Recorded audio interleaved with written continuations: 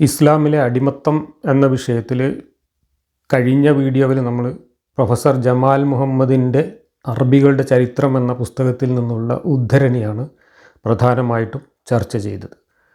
ആ ഉദ്ധരണിക്ക് ശേഷം 15 വർഷം മുമ്പ് ഞാൻ എഴുതിയ എൻ്റെ ലേഖനം തുടരുന്നത് ഇങ്ങനെയാണ്: യുദ്ധത്തടവുകാരെ അടിമകളാക്കുന്ന ജാഹിലിയ സമ്പ്രദായത്തിന് ദൈവിക അനുമതി നൽകുക വഴി ഇസ്ലാം അടിമത്തത്തെ പൂർവാധികം ശക്തിപ്പെടുത്തുകയും വിപുലീകരിക്കുകയുമാണ് ചെയ്തത് എന്ന് ചരിത്രം സാക്ഷ്യപ്പെടുത്തുന്നു.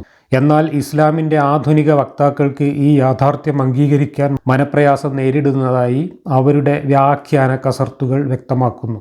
ഇസ്ലാം അടിമത്തത്തിനെതിരായിരുന്നു എന്ന വാദം ആദ്യം ഉന്നയിച്ചത് CN അഹമ്മദ് മൗലവിയെ പോലുള്ള ചില നവീകരണവാദികളായിരുന്നു. മതത്തിൻ്റെ ആധികാരിക പ്രമാണങ്ങളും രേഖകളുമെല്ലാം മറച്ചുവെച്ച് സ്വന്തം യുക്തിയെ മാത്രം അവലംബമാക്കി ഇക്കൂട്ടർ നടത്തിയ വ്യാഖ്യാന കസർത്തുകൾക്ക് സാമാന്യ വിശ്വാസികളുടെ പോലും പിന്തുണ ലഭിച്ചില്ല.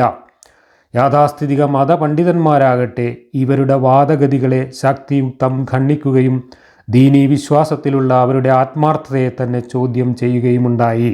മുജാഹിദ് പണ്ഡിതനായ അമാനി മൗലവിയുടെ അഭിപ്രായം നോക്കുക. ഈ അമാനി മൗലവിയുടെ വിശദമായ ഉദ്ധരണി വായിക്കുന്നതിന് മുമ്പ് ഞാനിപ്പോൾ വായിച്ച കാര്യത്തിൽ ഒരു ചെറിയ എൻ്റെ തന്നെ അറിവിലും ചിന്തയിലും വന്നിട്ടുള്ള ഒരു മാറ്റം നിങ്ങളുടെ മുമ്പിൽ അവതരിപ്പിക്കുകയാണ്. യുദ്ധത്തടവുകാരെ അടിമകളാക്കുന്ന ജാഹിലിയ സമ്പ്രദായത്തിന് ദൈവിക അനുമതി നൽകുക വഴി ഇസ്ലാം അടിമത്തത്തെ പൂർവാധികം ശക്തിപ്പെടുത്തുകയും വിപുലീകരിക്കുകയുമാണ് ചെയ്തത് എന്ന് ചരിത്രം സാക്ഷ്യപ്പെടുത്തുന്നു എന്നാണ് ഞാനിവിടെ എഴുതിയത്. ഇത് 15 വർഷം മുമ്പ് ഇത് എഴുതുമ്പോൾ യുദ്ധത്തിൽ തടവുകാരായി പിടിക്കുന്നവരെയാണ് മുഹമ്മദ് നബി അടിമകളാക്കിയിരുന്നത് എന്ന ഒരു ധാരണയാണ് എനിക്കുണ്ടായിരുന്നത്. കാരണം ഞാൻ അന്ന് വായിച്ചിരുന്ന ചരിത്രമൊക്കെ അങ്ങനെയൊക്കെയാണ് നമ്മളെ തെറ്റിദ്ധരിപ്പിച്ചിരുന്നത്. യഥാർത്ഥത്തിൽ മുഹമ്മദ് നബി യുദ്ധത്തടവുകാരെയല്ല അടിമകളാക്കിയിരുന്നത്. മുഹമ്മദ് നബി യുദ്ധമൊന്നും ചെയ്തിട്ടുമില്ല. മുഹമ്മദ് നബി ചെയ്തതൊന്നും യുദ്ധങ്ങളായിരുന്നില്ല. മുഹമ്മദ് നബി പിടിച്ചെടുത്ത അടിമകളാക്കിയവരൊന്നും യുദ്ധത്തടവുകാരുമായിരുന്നില്ല. പിന്നെ എന്താണ് ചെയ്തിരുന്നത്? മുഹമ്മദ് ചെയ്തത് മദീനക്ക് ചുറ്റുമുണ്ടായിരുന്ന മനുഷ്യരെ, ഗോത്രങ്ങളായി ജീവിച്ചിരുന്ന മനുഷ്യരെ, അവർ പാതിരാത്രി കിടന്നുറങ്ങുന്ന സമയത്ത് പാത്തും പതുങ്ങിയും ചെന്നിട്ട് അവരെ വളഞ്ഞ് അവർ കീഴടങ്ങിയ സമയത്ത് അവരുടെ സ്വത്തുക്കൾ പിടിച്ചെടുക്കുന്നതിൻ്റെ ഭാഗമായി, അവരുടെ ഭൂമി പിടിച്ചെടുക്കുന്നതിൻ്റെ ഭാഗമായി ആ ഗോത്രത്തിലുള്ള മുഴുവൻ മനുഷ്യരെയും പിടിച്ചെടുത്ത് അടിമകളാക്കുകയായിരുന്നു. പുരുഷന്മാരെ കൊല്ലുകയോ നാടുകടത്തുകയോ അടിമകളാക്കി വിൽക്കുകയോ ചെയ്യുക, സ്ത്രീകളെയും കുട്ടികളെയും അടിമകളാക്കി പിടിച്ചുകൊണ്ടുവന്നിട്ട് മുസ്ലിം യോദ്ധാക്കൾക്കിടയിൽ വീതിച്ചു നൽകുക. യുദ്ധത്തടവുകാരെന്ന് പറഞ്ഞാൽ ഇതല്ല. രാത്രി കിടന്നിറങ്ങുന്നവരെ പോയിട്ട് വളഞ്ഞ് അവരുടെ സ്വത്ത് കൊള്ളയടിച്ചിട്ട് അവരെ പിടിച്ചുകൊണ്ട് വരുന്നതിന് യുദ്ധത്തടവുകാരെന്നും യുദ്ധബന്ദികളെന്നൊന്നും പറഞ്ഞ് ന്യായീകരിക്കാൻ കഴിയില്ല. മുഹമ്മദ് ജീവിച്ചിരുന്ന കാലത്ത് ഇസ്ലാമിൽ നടന്ന യുദ്ധങ്ങളൊന്നും യുദ്ധങ്ങളായിരുന്നില്ല. യുദ്ധം എന്ന് പറഞ്ഞാൽ എന്താണ്? യുദ്ധം എന്ന് പറഞ്ഞാൽ 2 ഗോത്രങ്ങൾ തമ്മിലോ അല്ലെങ്കിൽ 2 രാജ്യങ്ങൾ തമ്മിലോ പ്രശ്നങ്ങൾ ഉണ്ടാവുകയും ആ പ്രശ്നത്തിൻ്റെ പേരിൽ 2 പക്ഷത്തുമുള്ള സൈനികർ ആയുധങ്ങളുമായിട്ട് വന്ന് ഏറ്റുമുട്ടുകയും എന്നിട്ട് ആ യുദ്ധത്തിൽ കീഴടങ്ങിയ സൈനികരെ തടവുകാരായി ഒരു കൂട്ടർ പിടിക്കുകയോ ഒക്കെ ചെയ്യുന്ന ഏർപ്പാടിനാണ് യുദ്ധം എന്ന് പറയുക.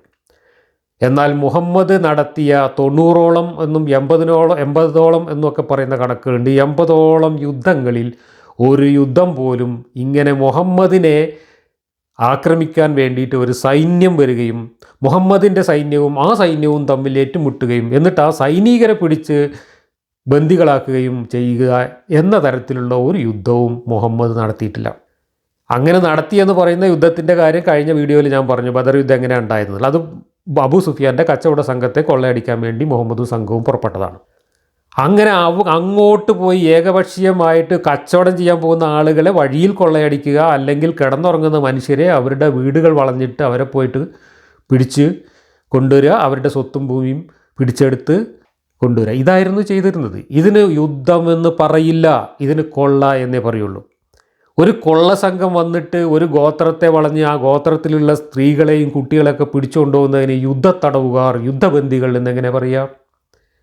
ഈ സ്ത്രീകളും കുട്ടികളൊക്കെ യുദ്ധം ചെയ്തിട്ടാണ് അവർ പിടിച്ചുകൊണ്ടുപോയത്. ജമാൽ മുഹമ്മദിൻ്റെ ഉദ്ധരണിയിൽ ഞാൻ വായിച്ചു, ഇഫ്രീക്കിയോയിൽ നിന്ന് 30,000 കന്യകമാരെ അടിമകളാക്കി പിടിച്ചു എന്ന്. ഈ കന്യകമാരൊക്കെ ഈ ഇഫ്രീഖിയയിലേക്ക് അധിനിവേശം നടത്തിയ മുസ്ലിം സൈനികരുമായിട്ട് യുദ്ധം ചെയ്യാൻ വന്നിരുന്ന ഈ കന്യകമാരൊക്കെ യുദ്ധം ചെയ്യാൻ വന്ന സൈനികരെയാണോ മുസ്ലിങ്ങൾ പിടിച്ചടിമകളാക്കിയിട്ടുള്ളത്? അല്ല. സ്ത്രീകളും കുട്ടികളും ഉൾപ്പെടുന്ന സിവിലിയൻ സമൂഹത്തെ, നിരായുധരായ സിവിലിയൻ സമൂഹത്തെ അവരുടെ വീടുകളിൽ അന്തിയുറങ്ങുന്ന സമയത്ത് പോയി വളഞ്ഞിട്ട് പിടിച്ചുകൊണ്ടുവരുന്നതിന് യുദ്ധബന്ദികളെ അടിമകളാക്കുക. യുദ്ധബന്ദികൾ എന്ന് പറഞ്ഞ് എങ്ങനെയാണ് ന്യായീകരിക്കുക? എവിടെയാണ് അവിടെ യുദ്ധം? യുദ്ധത്തിൽ ബന്ദികളായി പിടിക്കുന്നത് സൈനികരെയാണ്. സൈനികരല്ലാത്ത സിവിലിയൻസിനെ ബന്ദികളായി പിടിക്കുക എന്നുള്ളത് ഏത് യുദ്ധ നിയമത്തിലാണ് അംഗീകരിച്ചിട്ടുള്ളത്? ലോകത്തെവിടെ അംഗീകരിച്ചിട്ടില്ല. സിവിലിയൻസിനെ തടവുകാരാക്കി പിടിക്കാൻ ലോകത്ത് ഒരു യുദ്ധ നിയമവും അനുവദിക്കുന്നില്ല.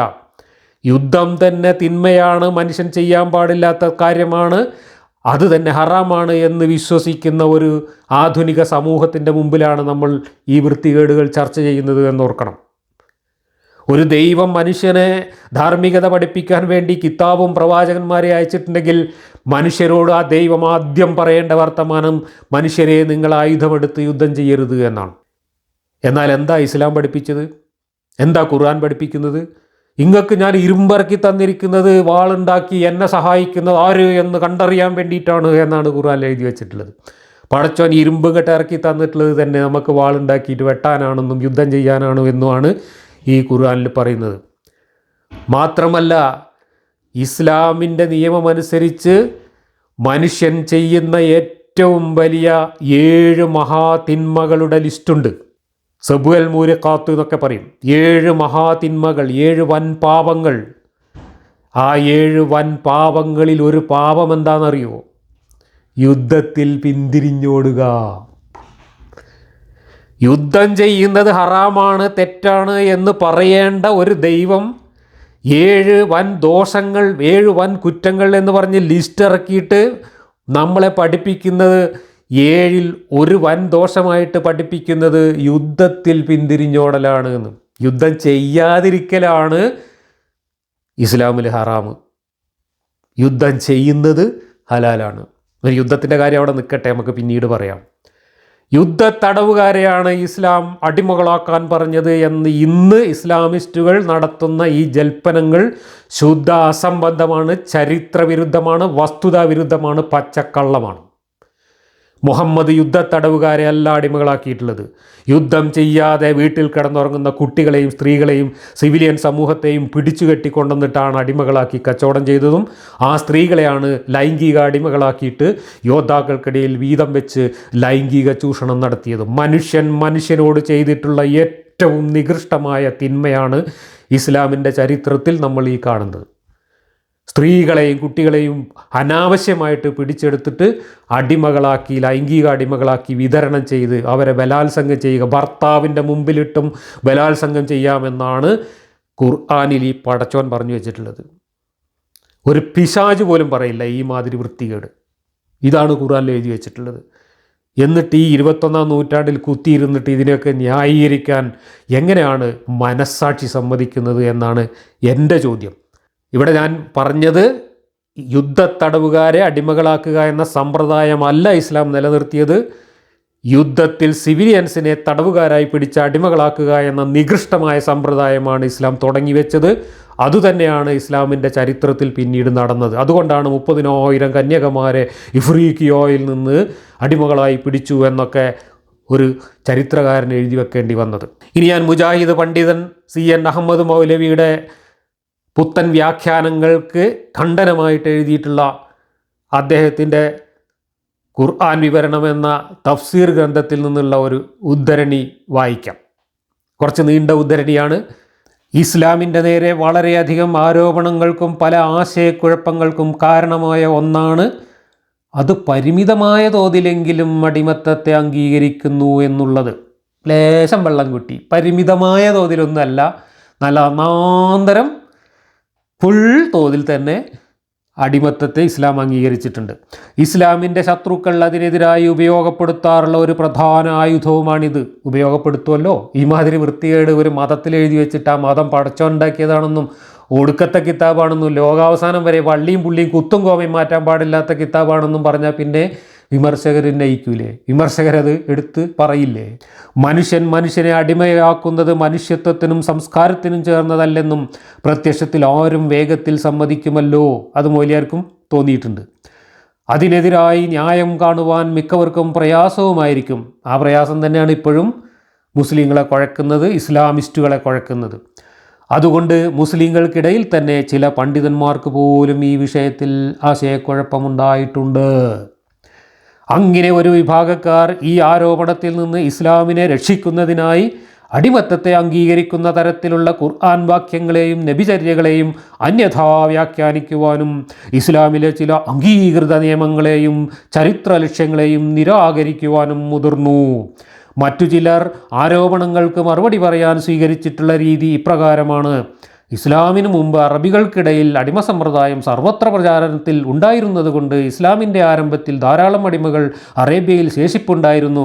ഖുർആനിലും മറ്റും അവരെക്കുറിച്ച് പലതും പ്രസ്താവിക്കുകയും നിർദ്ദേശിക്കുകയും ചെയ്തിട്ടുള്ളത് ശരിയാണ്. പക്ഷേ ഇസ്ലാമിക വ്യവസ്ഥയിൽ അടിമത്തത്തിനുള്ള പ്രവേശന മാർഗങ്ങളെല്ലാം തടയപ്പെട്ടിരിക്കുകയാണ്. ഇതാണ് ഇന്നും നമ്മളെ പുത്തൻ വ്യാഖ്യാതാക്കൾ പറഞ്ഞുകൊണ്ടിരിക്കുന്നത്. അന്നു നിലവിൽ ബാക്കിയുണ്ടായിരുന്ന അടിമകൾ അവസാനിക്കുന്നത് വരേക്കും മാത്രമുള്ളവയാണ് ആ പ്രസ്താവനകളും നിർദ്ദേശങ്ങളുമെല്ലാം. നബി തിരുമേനിയുടെ കാലം അവസാനിക്കുമ്പോഴേക്കും അല്ലെങ്കിൽ ഉമറിൻ്റെ ഖിലാഫത്ത് കാലത്ത് മുസ്ലിം സമുദായത്തിൽ അടിമകൾ അവശേഷിക്കാതായിരിക്കുന്നു, അഥവാ അടിമകളുടെ സ്റ്റോക്ക് തീർന്നുപോയി. ഇസ്ലാമിൽ അടിമത്തത്തിന് യാതൊരു പഴുതുമില്ലാത്തത് കൊണ്ട് പിന്നീട് രംഗത്ത് വന്നിട്ടുള്ള എല്ലാ അടിമകളും നിയമവിരുദ്ധമായി കൈകാര്യം ചെയ്യപ്പെട്ടവയാണ്. മേൽപ്പറഞ്ഞ യാഥാർത്ഥ്യങ്ങൾ മനസ്സിലാക്കാതെ മുസ്ലിങ്ങൾ പൊതുവിൽ ഖുർആനെയും ഇസ്ലാമിക ലക്ഷ്യങ്ങളെയും തെറ്റിദ്ധരിച്ചിരിക്കുകയാണ്, അല്ലെങ്കിൽ ദുർവ്യാഖ്യാനം ചെയ്തിരിക്കുകയാണ്. ഇതാണ് ഇവരുടെ ന്യായത്തിൻ്റെ പോക്ക്. ഇതാരാ പറയുന്നത്?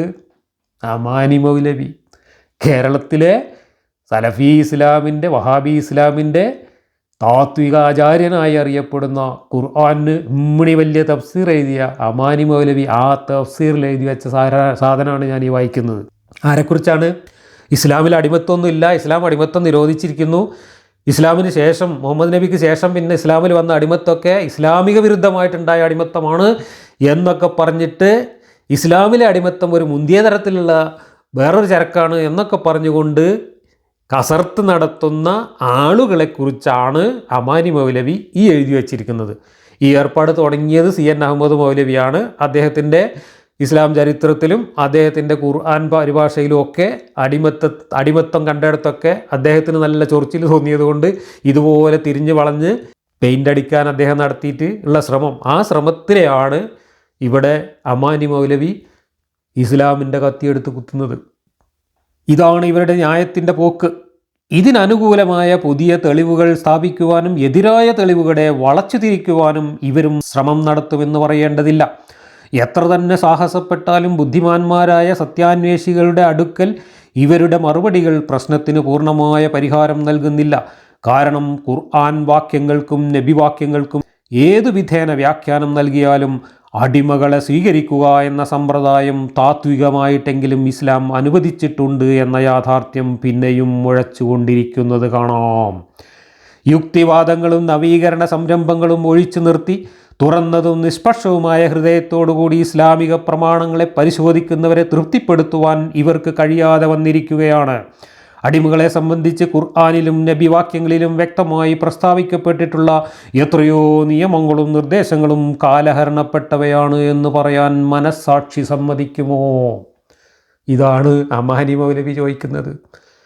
ഇസ്ലാമിൽ ഹലാലാക്കിയ അടിമത്വവും അതിലൂടെ അനുവദിച്ചു തന്നിട്ടുള്ള അടിമയുമായി ബന്ധപ്പെട്ട കാര്യങ്ങളും ഒക്കെ ഇതുപോലെ പച്ചയ്ക്ക് കണ്ണും പൂട്ടി നിഷേധിക്കുന്നത് മനസ്സാക്ഷിക്ക് വിരുദ്ധമായിട്ടുള്ള, ഈമാന് വിരുദ്ധമായിട്ടുള്ള കാര്യമല്ലേ എന്നാണ് മൗലവി ചോദിക്കുന്നത്.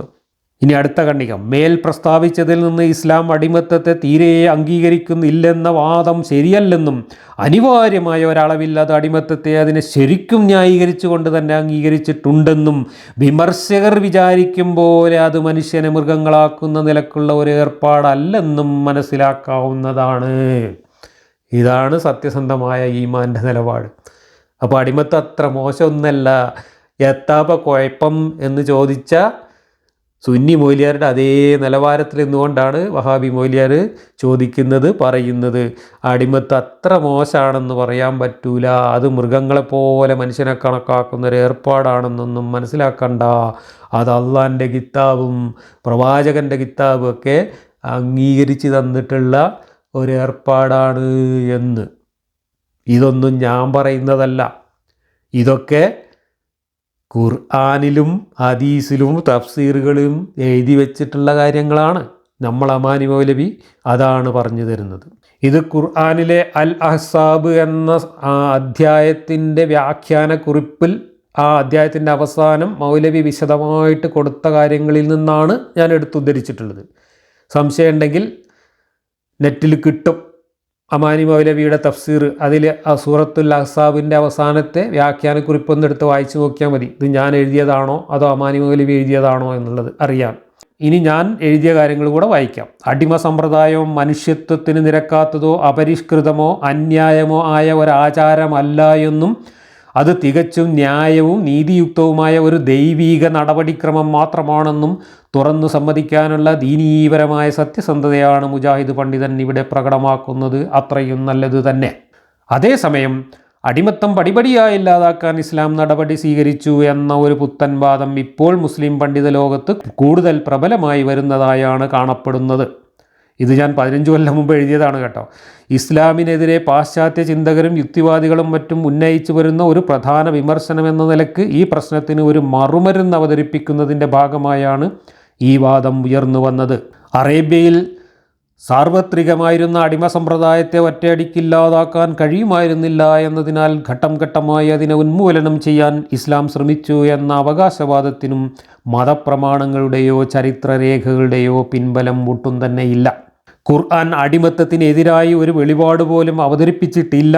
അതേസമയം അടിമത്തത്തെ നിർലജ്ജം ന്യായീകരിക്കുന്ന ഒട്ടേറെ പ്രസ്താവനകൾ അത് ഉൾക്കൊള്ളുകയും ചെയ്യുന്നു. അള്ളാഹുവോടൊപ്പം ഇതര ദൈവങ്ങളും ആരാധിക്കപ്പെടുന്നതിലെ യുക്തിരാഹിത്യം ബോധ്യപ്പെടുത്താനായി ഖുർആൻ ആവർത്തിച്ച് അവതരിപ്പിക്കുന്ന ഒരു ഉപമ തന്നെ അടിമത്തത്തിനോടുള്ള അള്ളാഹുവിൻ്റെ നിലപാടിന് വ്യക്തമായ ദൃഷ്ടാന്തമാണ്. ഇനി ഞാൻ 2-3 ഖുർആൻ വാക്യങ്ങൾ ഉദ്ധരിക്കുകയാണ്. ഈ ഖുർആൻ വാക്യങ്ങൾ അടിമത്തത്തെ താത്വികമായി തന്നെ ന്യായീകരിക്കുക മാത്രമല്ല, ഈ ഖുർആൻ അവതരിപ്പിച്ച ദൈവം എന്ന് പറയുന്ന ചങ്ങാതിയുടെ മനസ്സിൽ അടിമ ഉടമ സമ്പ്രദായം ലോകാവസാനം വരെ ശാശ്വതമായി നിൽക്കുന്നതും യാതൊരു അപാകതയുമില്ലാത്തതുമായ വളരെ സ്വാഭാവികമായ ഒരു കാര്യമാണ് എന്ന ചിന്തയാണ് ഉണ്ടായിരുന്നത് എന്നതിൻ്റെ ഏറ്റവും നല്ല തെളിവുകളാണ് ഞാൻ ഇനി ഉദ്ധരിക്കുന്ന ഈ 2 ഖുർആൻ വാക്യങ്ങൾ. 2 അല്ല 3 ഖുർആൻ വാക്യങ്ങൾ. ഇവിടെ ഉപമയായിട്ട് പറയുകയാണ്. ആരോടാ പറയുന്നത്? മക്കയിലും മദീനയിലും ഉണ്ടായിരുന്ന അന്യദൈവങ്ങളെ, അന്യമതങ്ങളെ വിശ്വസിക്കുകയും അന്യദൈവങ്ങളെ ആരാധിക്കുകയും ചെയ്തിരുന്ന മുശ്രിക്കുകളോടും ജൂതന്മാരോടും ക്രിസ്ത്യാനികളോടുമൊക്കെ മുഹമ്മദിൻ്റെ ദൈവമായ അള്ളാഹു ഒരു ഉപമ പറഞ്ഞുകൊണ്ട് അള്ളാഹു എന്ന ദൈവത്തിൻ്റെ പോരിശ പഠിപ്പിക്കുകയാണ്. മറ്റു ദൈവങ്ങൾക്കില്ലാത്ത സവിശേഷത അള്ളാഹുവിനുണ്ട്. അള്ളാഹുവും മറ്റു ദൈവങ്ങളും തമ്മിൽ എങ്ങനെയാണ് വ്യത്യാസപ്പെടുത്തിയിരിക്കുന്നത് എന്ന് മനസ്സിലാക്കാൻ വേണ്ടി അവർക്ക് പരിചയമുള്ള ഉപമ പറഞ്ഞു കൊടുക്കുകയാണ്. 2 ആയത്തുകൾ. ആ ഉപമയാണ് ഇനി ഞാൻ വായിക്കുന്നത്. 16-ാം അധ്യായത്തിലെ 75-ാം വാക്യവും 30-ാം അധ്യായത്തിലെ 28-ാം വാക്യവുമാണ് വായിക്കുന്നത്. അള്ളാഹു ഒരു ഉപമ വെളിപ്പെടുത്തുന്നു. അതായത് മറ്റൊരാളുടെ ഉടമസ്ഥതയിലുള്ള ഒരു അടിമ, അവൻ ഒരു കാര്യത്തിലും കഴിവില്ല. നമ്മുടെ പക്കൽ നിന്നു നാം നല്ല വിഭവങ്ങൾ നൽകിയ മറ്റൊരു സ്വതന്ത്രൻ, അവൻ അതിൽ നിന്നും രഹസ്യമായും പരസ്യമായും ചെലവഴിക്കുന്നു. ഇവർ സമന്മാരാകുമോ? ഇല്ല, ഒരിക്കലുമില്ല. എല്ലാ സ്തുതിയും അള്ളാഹുവിനത്രേ, പക്ഷേ മിക്ക ആളുകളും അറിവില്ലാത്തവരാണ്. അപ്പോൾ അള്ളാഹുവും മറ്റു ദൈവങ്ങളും തമ്മിലുള്ള വ്യത്യാസം എങ്ങനെയാണ്? നിങ്ങൾക്കിടയിൽ ഒന്നിനും കഴിവില്ലാത്ത, ഒന്നിനും സ്വാതന്ത്ര്യമില്ലാത്ത ഒരടിമ, എല്ലാ അധികാരവും എല്ലാ കഴിവുകളുമില്ല അവൻ്റെ ഉടമ, അവർ രണ്ടാളും സമന്മാരാകുമോ? ഇല്ല, ഒരിക്കലും ഇല്ല. അതുപോലെയാണ് ഞാനും മറ്റേ പഠിച്ചന്മാരും എന്ന് പറഞ്ഞു കൊടുക്കുകയാണ് പഠിച്ചോൻ. ഉപമ പറഞ്ഞു കൊടുക്കുകയാണ്. മനുഷ്യർക്കിടയിലെ അടിമയും ഉടമയും തമ്മിലുള്ള ബന്ധത്തെ ദൈവവും വ്യാജദൈവങ്ങളും തമ്മിലുള്ള ബന്ധത്തിന് സമാനമായി ഉപമ അവതരിപ്പിച്ചുകൊണ്ട് മനുഷ്യർക്കിടയിലുള്ള അടിമ ഉടമ സമ്പ്രദായം വളരെ സ്വാഭാവികമാണ് എന്ന് ലോകാവസാനം വരേക്കുള്ള കിതാബിൽ ഉപമയിറക്കിയ പടച്ചോന് അടിമത്തം തെറ്റാണ് എന്ന് എപ്പോഴെങ്കിലും തോന്നിയിട്ടുണ്ടോ? അടിമത്തം തെറ്റാണെന്ന് തോന്നുകയും അത് ഘട്ടം ഘട്ടമായി നിരോധിക്കണമെന്ന് തീരുമാനിക്കുകയും ചെയ്ത ഒരു പടച്ചോൻ ലോകാവസാനം വരേക്കുള്ള കിതാബിൽ ഈ ജാതി വൃത്തികേടുകൾ ഒരു ഉപമരൂപത്തിൽ എഴുതി വെക്കുമോ? സാമാന്യ ബുദ്ധിയുണ്ടെങ്കിൽ, സാമാന്യ മനുഷ്യത്വമുണ്ടെങ്കിൽ ചിന്തിച്ചു നോക്കുക. ഇനി ഇതാ തീർന്നില്ല. 30-ാം അധ്യായത്തിൽ 78-ാം വാക്യം, നിങ്ങൾക്കവൻ നിങ്ങളിൽ നിന്നു തന്നെ ഒരു ഉപമ നൽകുന്നു, ഉദാഹരണം നൽകുന്നു. നിങ്ങളുടെ ഉടമസ്ഥതയിലുള്ള അടിമകളിൽ നാം നിങ്ങൾക്കേകിയ സമ്പത്തിലും സൗഭാഗ്യത്തിലും നിങ്ങളോടൊപ്പം തുല്യ പങ്കാളിത്തമുള്ളവരും സ്വജനങ്ങളെ പരസ്പരം ഭയപ്പെടുന്നത് പോലെ നിങ്ങൾ ഭയപ്പെടുന്നവരുമായ വല്ല അടിമകളും ഉണ്ടോ? ബുദ്ധി ഉപയോഗിക്കുന്ന ജനത്തിന് നാം ദൃഷ്ടാന്തങ്ങൾ ഈ വിധം വിശദീകരിച്ചു കൊടുക്കുന്നു. ബുദ്ധി ഉപയോഗിക്കുന്ന ജനത്തിന് ഈ വിധം ദൃഷ്ടാന്തങ്ങൾ ഉപദേശിച്ചു കൊടുത്താൽ ബുദ്ധിയുള്ള മനുഷ്യർ മനസ്സിലാക്കുക, ഈ പടച്ചോനല്ല എന്ന് തന്നെയാണ്. 6-ാം നൂറ്റാണ്ടിലെ ഒരു ഗോത്ര മനുഷ്യൻ്റെ വൃത്തികെട്ട തലയിൽ നിന്ന് പുറത്തേക്ക് വന്ന മാലിന്യമാണിത് എന്നാണ് ബുദ്ധിയുള്ള മനുഷ്യൻ മനസ്സിലാക്കുക. അതല്ലാതെ പടച്ചോനും വേറെ പടച്ചോന്മാരും തമ്മിലുള്ള ബന്ധം ഇങ്ങനെയാണല്ലേ എന്നല്ല ഇന്ന് നമ്മൾ ഈ ഉപമയിൽ നിന്ന് മനസ്സിലാക്കുക. കോമൺ സെൻസ് ഉള്ള ഒരു മനുഷ്യൻ ലോകാവസാനം വരെ പോട്ടെ, ഈ അടിമത്തം ഒരു മോശമായ കാര്യമാണെന്ന് ചെറിയൊരു ചിന്തയെങ്കിലും ഉണ്ടായിരുന്ന ഒരു മനുഷ്യൻ ഈ വൃത്തികേട് ഈ പുസ്തകത്തിൽ എഴുതി വെക്കുമോ? മനുഷ്യനെ എഴുതി വെക്കൂല, പിന്നല്ലേ പടച്ചോൻ. ഇതാണ് പടച്ചോൻ്റെ പുസ്തകം എന്ന് പറഞ്ഞ് 21-ാം നൂറ്റാണ്ടിൽ തലയിൽ പേറിക്കൊണ്ട് നമ്മൾ നടക്കുന്നത്.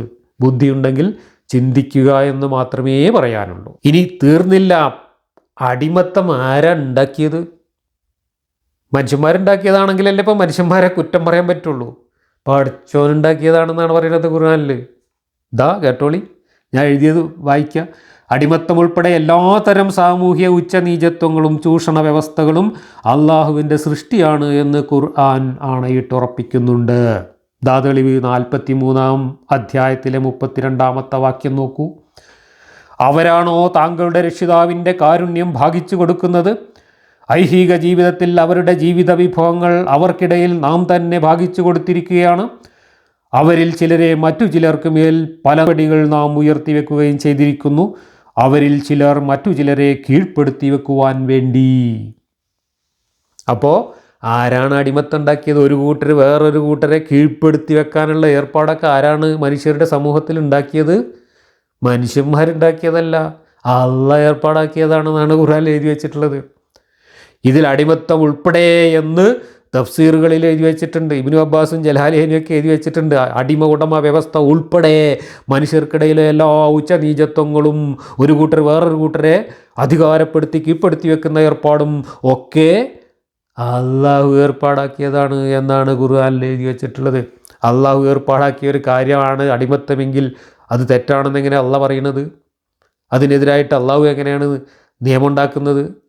അതിനെ ഉപമയായിട്ട് പറഞ്ഞു തരിക എന്നുള്ള വൃത്തികേട് എങ്ങനെയാണ് അള്ളാഹു ചെയ്യാതിരിക്കുക? അള്ളാഹുവാണ് ഇതൊക്കെ ഉണ്ടാക്കിയതെങ്കിൽ. ഇതാണ് മൊയ്ലിയർ പറഞ്ഞത്, അടിമത്തം തെറ്റാണെന്നൊന്നും പറയാൻ പറ്റില്ല, അതൊക്കെ അള്ളാഹ് ഏർപ്പാടാക്കി തന്നതാണെന്ന്. അതുകൊണ്ട് തന്നെയാണ് കൂട്ടരെ ഞങ്ങൾ ഈ അള്ളാഹിനെ പിടിച്ചിട്ട് തോട്ടിലെറിയുന്നത്. ഞാൻ കുട്ടിയായിരിക്കുമ്പോൾ അല്ലാത്ത പഠിച്ചവന്മാരൊക്കെ ഞാൻ ഒഴിവാക്കി. കാരണം മദ്രസയിൽ ഞാൻ പഠിച്ചു. ഞാൻ ജനിച്ചു കിടപ്പോൾ എൻ്റെ ചെവിയിൽ ആദ്യം കേട്ട ശബ്ദം ലാ ഇലാഹ, പഠിച്ചോനില്ല എന്നാണ്. എന്നിട്ട് പിന്നെ പറഞ്ഞു ഇല്ലല്ലാ, അല്ലാതെ. ഇതന്നെയാണ് മദ്രസയിലും പഠിച്ചത്. അല്ലാതെ വേറെ പഠിച്ചവന്മാരൊന്നും ഇല്ല, അതൊക്കെ വ്യാജമാണ് എന്ന് നമ്മളെ കുട്ടിക്കാലത്ത് പഠിപ്പിച്ചു.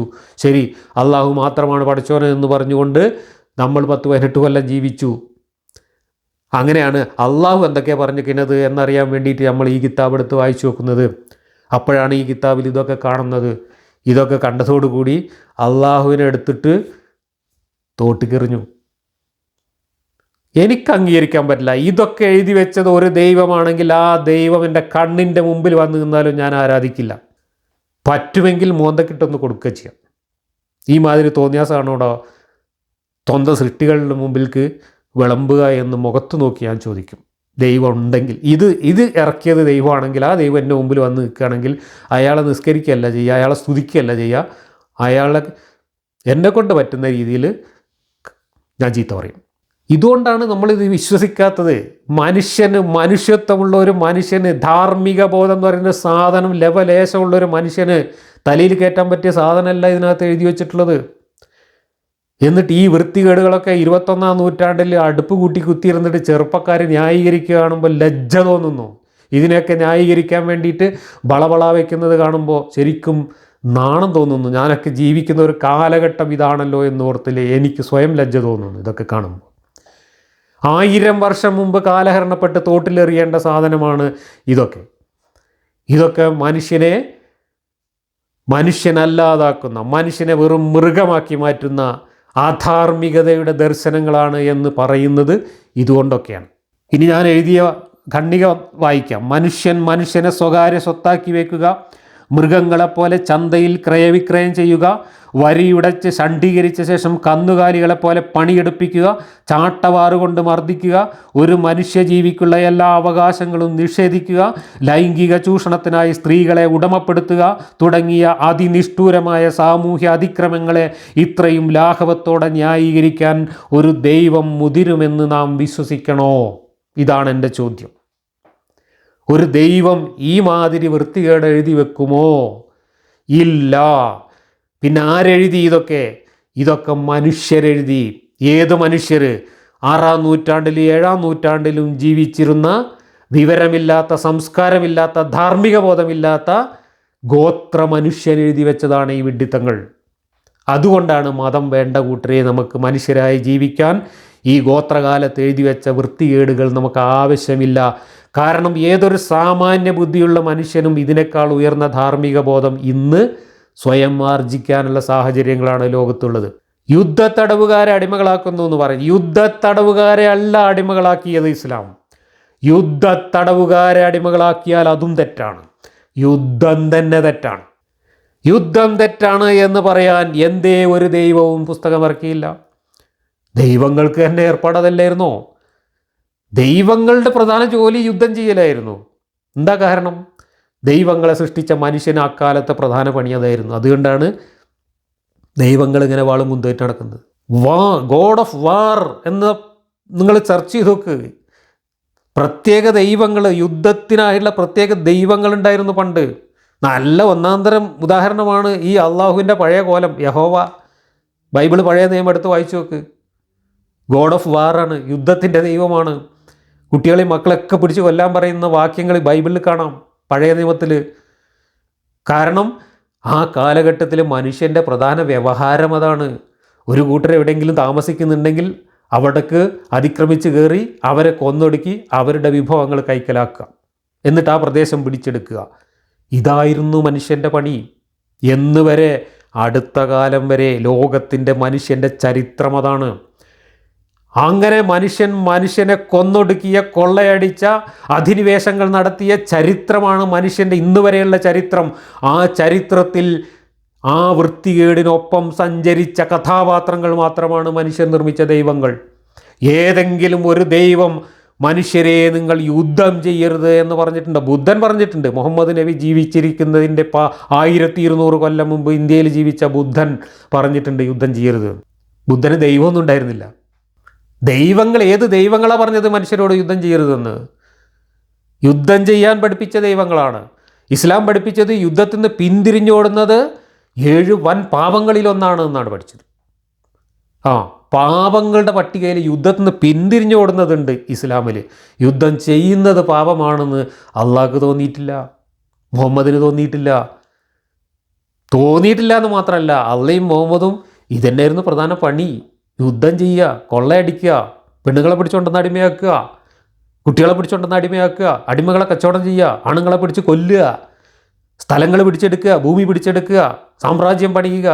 ഈ ഏർപ്പാടായിരുന്നു മുഹമ്മദിനുണ്ടായിരുന്നത്. ആ ഏർപ്പാടിൽ മുഹമ്മദിന് ചൂട്ട് പിടിച്ചു കൊടുത്ത, കൊട പിടിച്ചു കൊടുത്ത ദൈവമാണ് അള്ളാഹു. മുഹമ്മദിൻ്റെ പോക്കറ്റിൽ ഇട്ടുകൊണ്ട് നടന്നിരുന്ന മുഹമ്മദിൻ്റെ ഗോത്ര ദൈവമാണ് അള്ളാഹു.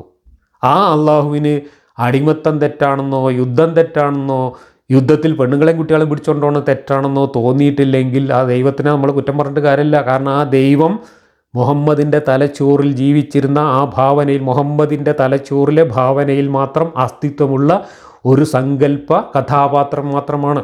അതല്ലാതെ പ്രപഞ്ചത്തെ സൃഷ്ടിച്ച് ലോകാവസാനം വരെയൊക്കെ കിതാബ് കൊടുത്തയച്ച ഒരു ദൈവമല്ല. അങ്ങനെ ഒരു ദൈവമാണെങ്കിൽ ആ ദൈവം കൊടുത്തയച്ച കിതാബിൽ ഇതുപോലുള്ള വഷളത്തരങ്ങളും വൃത്തികേടുകളും ഉണ്ടാവില്ല. അബ്ദുള്ള ബാസിൽ മറുപടി പറയാൻ വരുന്നുണ്ടെങ്കിൽ ഇതിനൊക്കെ മറുപടി പറയണം. ഇല്ലെങ്കിൽ അവിടെ അടച്ചിട്ടിരുന്നിട്ട് ബ്ലാ ബ്ലാ ബ്ലാ പറയാം. ഇത്രയേ ഉള്ളൂ, പറയാൻ തീർന്നിട്ടില്ല.